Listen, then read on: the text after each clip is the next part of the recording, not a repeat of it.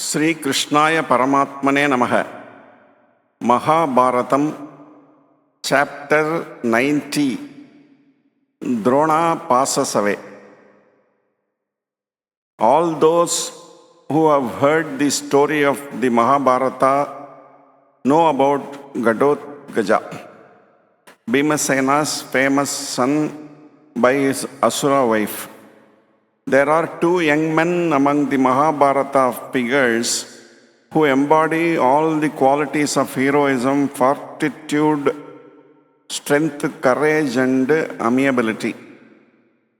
They are Arjuna's son Abhimanyu and Bhima's son Gatotkacha.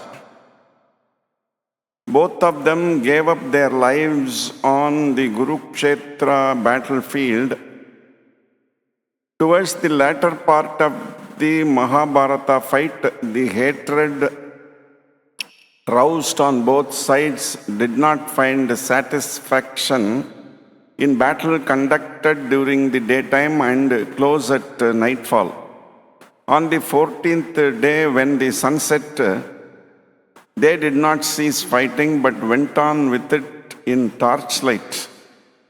The Kurukshetra field presented a strange sight, the like of which had not been seen before in Bharata Desa. The generals and soldiers on both sides were engaged in battle, with thousands of torches burning and using signals specially devised for night time. Gatotkacha and his troops of Asuras, who are strongest at night, found darkness an additional advantage and violently attacked Duryodhana's army. Duryodhana's heart sank within him when he saw thousands of his men destroyed by Gatotkacha and his demon army moving in the air and attacking in weird and unexpected ways. Kill this fellow at once, Karna, for otherwise soon our whole army will cease to be. Finish him without any further delay. Thus begged all the perplexed Kauravas of Karna. Karna was himself angry and bewildered, having just been wounded by one of the Asura's arrows. He had with him, no doubt, the spear of unerring effect which Indra had given to him, but it could be used only once, and he had carefully husbanded it for exclusive use on Arjuna, with whom a decisive encounter he knew was inevitable. But in the confusion and wrath of that eerie midnight melee, Karna, impelled by a sudden urge, hurled the missile at the young giant. Thus was Arjuna saved, but at a great cost. Bhima's beloved son Gatotkacha, who from mid-air was showering his deadly arrows on the Kaurava army, dropped dead, plunging the Pandavas in grief. The battle did not stop. Drona spread fear and destruction in the Pandava army by his relentless attacks. O Arjuna, said Krishna, there is none that can defeat this Drona, fighting according to the strict rules of war. We cannot cope with him unless Dharma is discarded. We have no other way open. There is but one thing that will make him desist from fighting. If he hears that Ashwathama is dead, Drona will lose all interest in life and throw down his weapons.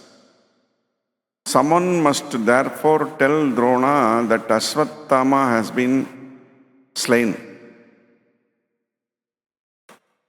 Arjuna shrank in horror at the proposal, as he could not bring himself to tell a lie.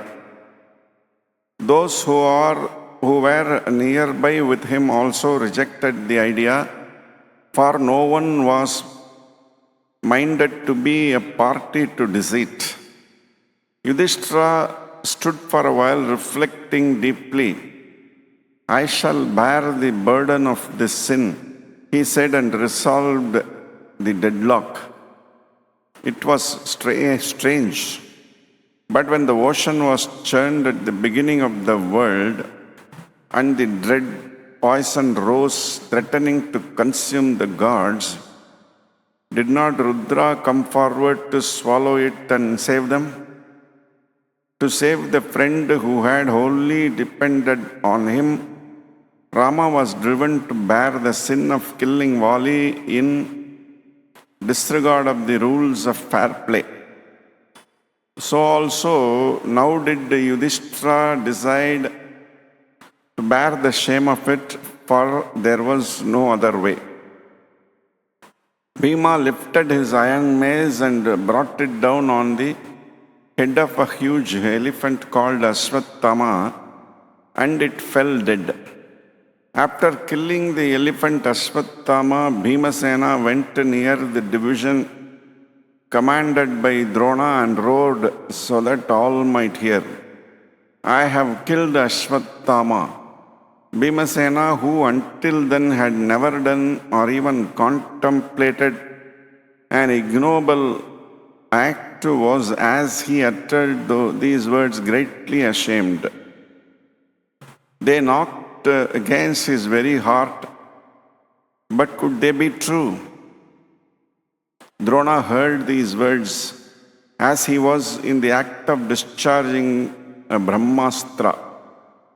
Yudhishthira, is it true my son has been slain? Dronacharya asked, addressing Dharmaputra. The Acharya thought that Yudhishthira would not utter an untruth even for the kingship of the three worlds.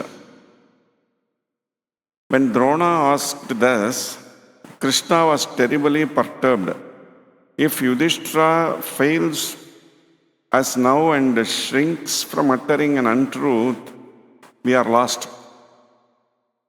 Drona's Brahmastra is of unquenchable potency, and the Pandavas will be destroyed, he said. And Yudhishthira himself stood trembling in horror of what he was about to do, but within him also was the desire to win.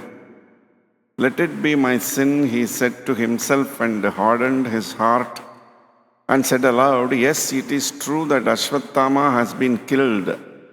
But as he was saying it, he felt again the disgrace of it and added in a low and tremulous voice, Ashwathama the elephant.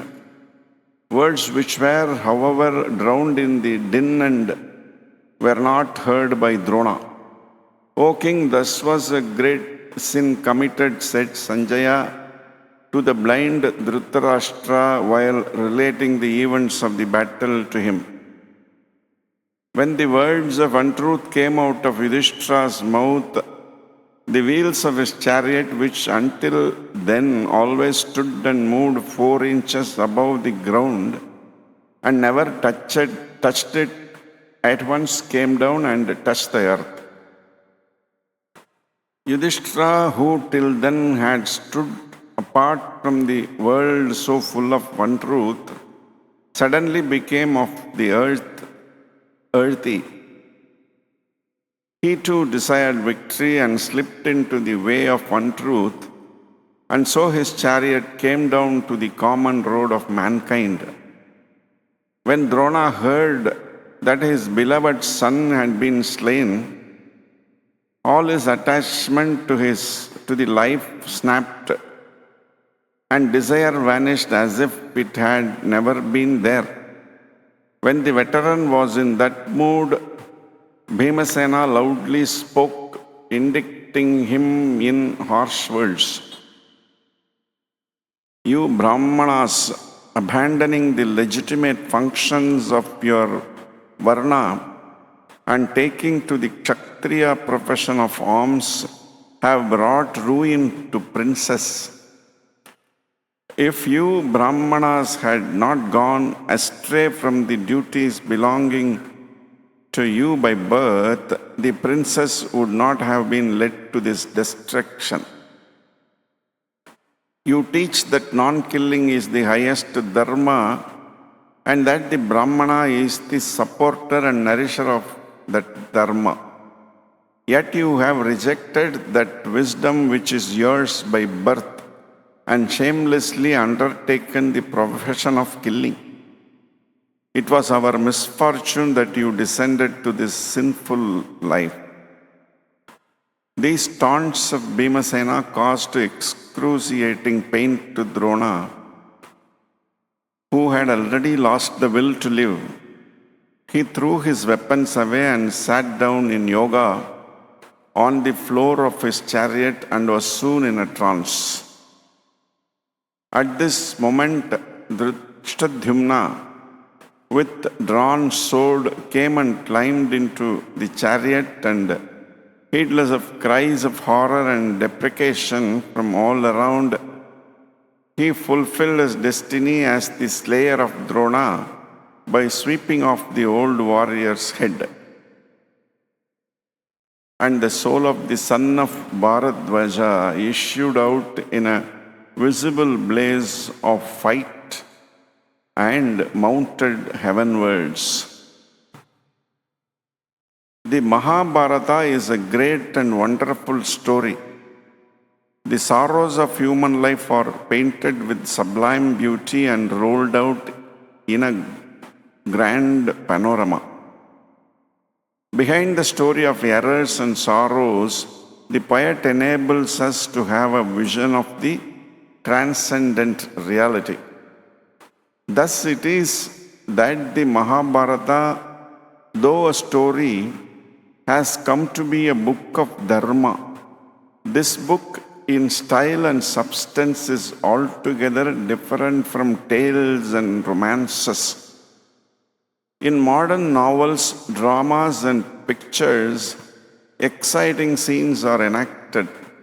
The hero passes through dangers and difficulties and finally marries a woman whom he loves. Or else everything seems to go on happily, but suddenly things go wrong and terrible misfortune happens and the curtain drops.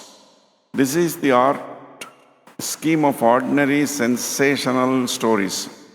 The Ramayana and Mahabharata are quite a different kind of artistic creation.